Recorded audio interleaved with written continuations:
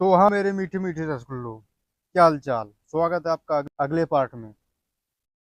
वही रासायनिक अपक्रियाओं के समीकरण, चैप्टर 1 का सेकंड पार्ट। फटाफट वीडियो को लाइक कर दो, तभी मजा आएगा पढ़ने में और पढ़ाने में। तो चलिए स्टार्ट करते हैं।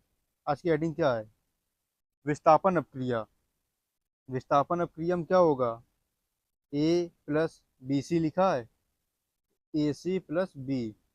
ये इसके साथ क्रिया कर लेगा और ये इसको बेचारे को अकेला छोड़ देगा।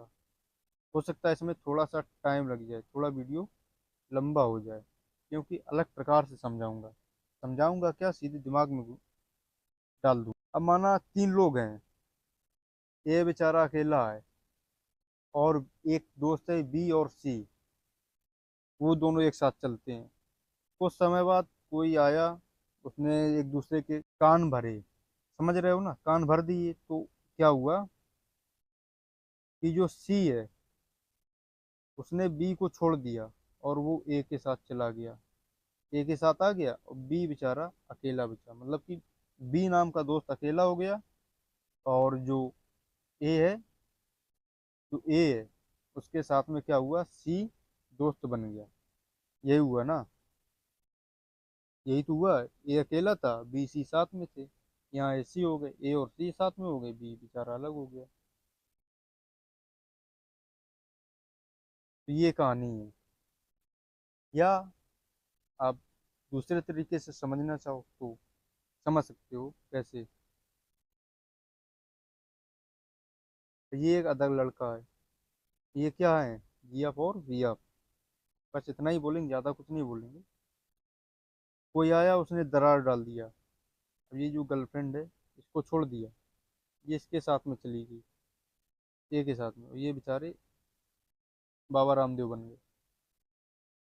मेरे ख्याल से समझ में आ गया होगा। अब क्या है, इसकी हेडिंग परिभाषा तो पढ़ लेते हैं, क्योंकि ये जो हमने बताया है एग्जाम्पल, ये तो आप एग्जाम में नहीं लिखेंगे। तो एग्जाम की तरीके से देखते हैं, ये सिर्फ आपको दिमाग में बताने के लिए कि विस्थापन अपक्रिया में यही होता है। जब अधिक क्रियाशील तत्व किसी यौगिक से कम क्रियाशील तत्व को विस्थापित कर देता है तो इसे विस्थापन अपक्रिया कहते हैं। अब क्रियाशील तत्व कैसे जानेंगे, तो हमने आगे उसका एक चार्ट बनाकर तैयार किया है। उसका स्क्रीनशॉट ले लेना या नोट कर लेना। मेरे ख्याल से नोट कर लो तो अच्छी बात है, क्योंकि आप नोट करेंगे तो एक बार रिवीजन हो जाएगा। तो नोट्स बनाते रहिए, बाकी जिम्मेदारी हमारी है, कैसे पढ़ाना है, क्या करना है। पढ़ते रहो आप, पढ़ाते रहेंगे हम। सपोर्ट तो करना ही है आपको, करते रहेंगे, उसमें क्या है। तो क्या है कि जब कोई अधिक क्रियाशील होता है तो वह तत्व कम क्रियाशील तत्व को अलग कर देता है। कहता है भग दूर यहाँ से, तू आलसी है, तू यहाँ से निकल। जो हम मेहनत करने वाले हैं दो लोग, हम आपस साथ में मेहनत करेंगे, तू कम मेहनत करता है, तू निकल यहाँ से। सेम वही हो रहा है कि ये तो बहुत मेहनत करता है, ये भी मेहनत करता है, ये मेहनत करता है, ये भी मेहनत करता है, ये क्या है, कम मेहनत करता है। तो इसको निकाल के अलग कर दिया और ये दोनों क्या हुआ, एक साथ में जुड़ गए। ठीक है, यही हो रहा है। जिंक है, नीला गोल्ड, CuSO4। इसने क्या किया, कॉपर को अलग फेंक दिया, कहता बेटा तू अलग, बक यहाँ से बक। और SO4, ZnSO4 हमें प्राप्त हो गया। Zn ने क्या किया, SO4 के साथ जुड़ गया और कॉपर को अलग फेंक दिया। बस इतना हुआ है, यही विस्थापन अपक्रिया है। उदाहरण एक और देख लेते हैं इसका। Zn है, वही उदाहरण है, अच्छे से समझते हैं। ये उसमें नहीं लिखा था, यहाँ पर पूरा लिखा हुआ है बढ़िया से। Zn ने कॉपर से अधिक है, जो कि Zn है जिंक, कॉपर से अधिक क्रियाशील है, इसलिए इसने कॉपर को अलग भेज दिया और क्या बना लिया, ZnSO4। कॉपर को अलग भेज दिया कि निकल बेटा यहाँ से। याद जरूर रखें, क्या याद रखना आपको, अधिक क्रियाशील तत्व कम क्रियाशील तत्व को विस्थापित कर देता है। मतलब कि विस्थापित करने का मतलब है कि अलग कर देता है, हटा देता है। उदाहरण नंबर 2, ये भी वही है, आयरन है जो कॉपर से अधिक क्रियाशील है, इसलिए कॉपर सल्फेट से तांबे को विस्थापित कर देता है। इसने भी कॉपर को अलग फेंक दिया। यहाँ पर हमें प्राप्त हुआ CuSO4 है, यहाँ पर FeSO4 का विलयन हमें प्राप्त हुआ। ऐसे ही ये करेगा, तो इसको कमेंट में आप बता दो कि किसने किसको अलग फेंका, फटाफट से। महत्वपूर्ण बातें जरूर याद रखनी। और जो हमने चार्ट की बारे में बताया था, वो ये चार्ट है, इसको एक बार आप नोट कर लो, मजा आ जाएगा आपको। क्योंकि जब नोट करेंगे तो रिवीजन होगा, तो पढ़ने में भी मजा आएगा, है कि नहीं? अगर बात सही है तो कमेंट में हाँ भर दो, हाँ हाँ हाँ। महत्वपूर्ण बातें। अधिक क्रियाशील तत्व कम क्रियाशील तत्व को उसके यौगिक से विस्थापित कर देता है। ठीक है। विस्थापन अपक्रिया में हमेशा कोई एक तत्व मुक्त अवस्था में प्राप्त होता है। एक मुक्त मतलब कि एक फ्री हो जाता है। जैसे उसने कॉपर को अलग फेंका था, किसने फेंका? आयरन ने कॉपर को अलग फेंक दिया, तो ये क्या हुआ? मुक्त हुआ। कहता तेरी मर्जी जो भी है वो तू वो कर, तू मेरे साथ मत रहे, तेरी जो मर्जी वो कर। यह एक अपक्रिया एकल विस्थापन अपक्रिया भी कहलाती है। ये क्या है? विस्थापन अपक्रिया को हम लोग एकल विस्थापन अपक्रिया भी कह सकते हैं। ये श्रेणी को जरूर याद रखना। ये इधर वाले तत्व जो है सबसे क्रियाशील ये है पोटेशियम, सबसे कम है Au, क्या? गोल्ड, सोना। ठीक है। तो आपको क्या करना है, ये चीज, इस चार्ट को आपको नोट कर लेना है। परीक्षा टिप है, परीक्षा टिप को जरूर ध्यान दीजिएगा।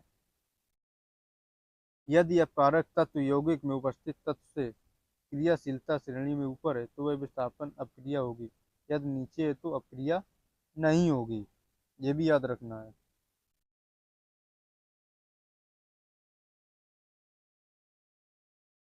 कैसे?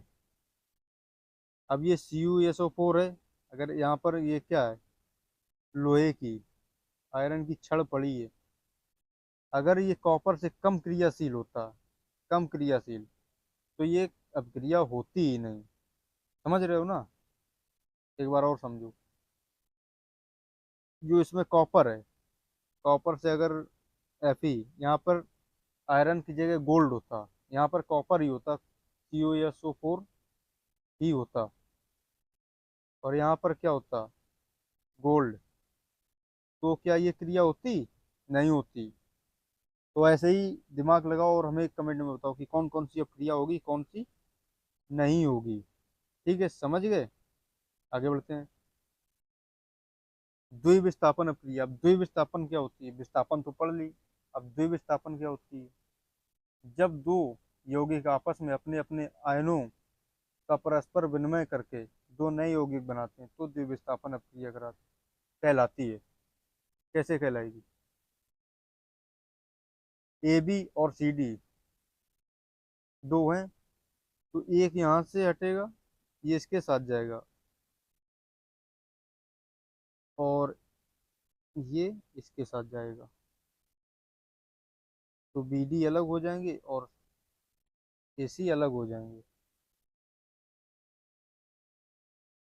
या यूं कहें कि D A के साथ कर लेगा, B C के साथ कर लेगा।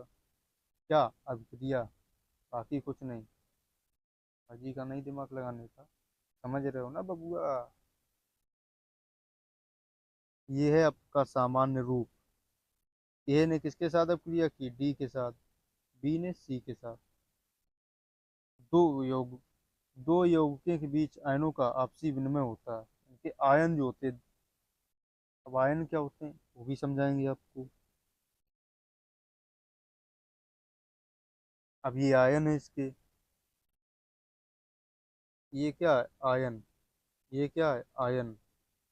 तो BaSO4 बना और NaCl। ये SO4 इसका आयन है और ये आयन है। तो आपस में आयनों का विनिमय मतलब दान करके, दान क्या करेंगे? एक्सचेंज करेंगे, आपस में चेंज करके नए प्रकार के तत्व बनते हैं।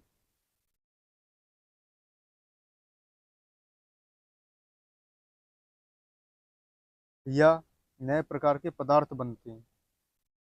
जैसे बेरियम सल्फेट अघुलनशील अवक्षेप के रूप में बनता है। यह एक अवक्षेपण अभिक्रिया का उदाहरण भी है। अवक्षेपण, अवक्षेपण का मतलब कण प्राप्त होना, ये याद करो। और ये सामान्य रूप जरूर याद करना, याद रखना, ठीक है। रिवीजन करते रहो, बाकी हमारी जिम्मेदारी है आपके दिमाग में बात को घुसेड़ना, बात को डालना, ये हमारी जिम्मेदारी है। वही यहाँ पर भी हो रहा है। ये क्या है? आयन। ये क्या है? आयन। तो NaCl बना और H2O, ये OH और ये H मिलकर क्या बना? H2O, ये OH और ये H और Na मिलकर क्या बना? NaCl। ये उदासीनीकरण अभिक्रिया है, जिसमें लवण लवण और जल बनते हैं। उदासीन का मतलब ना ये पॉजिटिव है ना ही निगेटिव है। बहुत सारी चीजें हैं केमिस्ट्री में, ये सारी चीजें जैसे उदासीनीकरण आयन वगैरह होते हैं, तो ये हम लोग इंस्टाग्राम पर आपको डेली एक पोस्ट पड़ती है, डेली एक रील पड़ती है, तो वहां पर जाकर आप सीख सकते हैं कि क्या होते हैं, उदासीनीकरण क्या है, लवण क्या है, और आयन क्या होते हैं। ये सारी चीजें हम लोग इंस्टाग्राम पर भी शेयर करते हैं, तो फटाफट जाके सब्सक्राइब चैनल को कर ही लो। वहां पर भी जाके पेज को क्या करना है? फॉलो करना है। लिंक वीडियो के डिस्क्रिप्शन में मिल जाएगी इंस्टाग्राम की, और यूट्यूब के बायो में भी है, तो फटाफट जाकर पेज को फॉलो कर लो।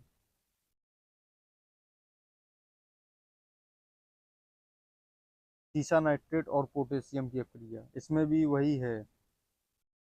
क्या है? PbNO3 का होल ट्वाइस प्लस 2Ki,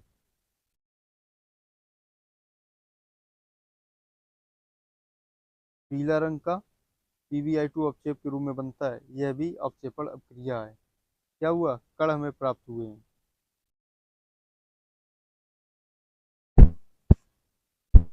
महत्वपूर्ण बातें, इन पे जरूर ध्यान दीजिएगा।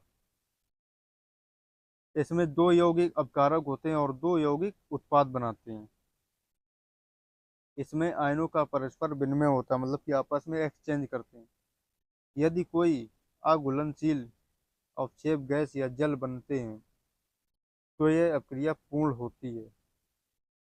अब ये अघुलनशील अवक्षेप गैस वगैरह ये हम जो है इंस्टाग्राम पर शेयर करते हैं, तो फटाफट जाके पेज को फॉलो कर लो और ये सारी चीज़ें देखो। और भी कुछ नई चीज़ें आपको वहाँ पर सीखने को मिलेंगी जो आपको किसी ने नहीं बताया होगा, ठीक है। अब बार बार नहीं वही बात बोलूंगा, आगे बढ़ते हैं। सभी द्विविस्थापन अभिक्रियाएं पूर्ण नहीं होती हैं, केवल उपरोक्त शर्तों पर पूर्ण होती हैं। कौन सी उपरोक्त शर्तें? ये जो शर्तें हैं, अघुलनशील अवक्षेप का बनना, गैस या जल का बनना, और आपस में आयनों का एक्सचेंज करना, तभी द्विविस्थापन अभिक्रिया होगी, नहीं तो नहीं होगी। अवक्षेपण कब होता है? थोड़ा सा यहाँ भी देख लो। जब किसी अभिक्रिया के परिणाम स्वरूप अघुलनशील पदार्थ अवक्षेप बनता है तो उसे अवक्षेपण कहते हैं। कोई अभिक्रिया हुई, उसमें क्या हुआ? छोटे छोटे हमें कण कण प्राप्त हुए। अभी चांदी के कण हमें प्राप्त होंगे। ये अभिक्रिया हुई, ये अभिक्रिया हुई, इसमें क्या हुआ? चांदी के कण हमें प्राप्त हुए। AgNO3, सिल्वर नाइट्रेट और NaCl, नमक की जब हमने क्रिया कराई तो AgCl, सिल्वर सिल्वर क्लोराइड और सोडियम नाइट्रेट हमें प्राप्त हुआ। इसमें क्या हुआ कि इसके कण बनेंगे। नीचे को निशान है ना इसका, ये तीर जो नीचे को बना, इसका मतलब है कि ठोस पदार्थ का बनना। और ऊपर को जब निशान होता है तो उसका मतलब क्या होता है? कमेंट में भर दो। यहाँ AgCl एक अघुलनशील सफेद अवक्षेप है, तो यहाँ पर क्या है? द्विविस्थापन अभिक्रिया तो हो रही है और ये क्या है? अवक्षेपण भी है।